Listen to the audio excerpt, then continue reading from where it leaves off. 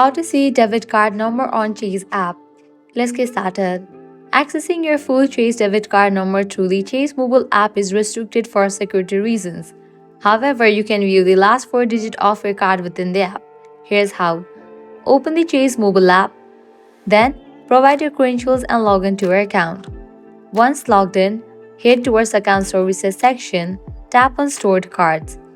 Here, you will see the last four digits of your debit card number.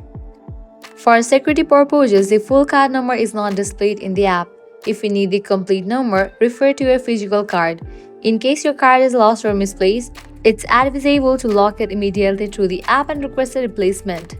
So that's a wrap for this video. I hope now you guys are clear how to see debit card on Chase mobile app. If this guide was helpful, do not forget to like, share and subscribe.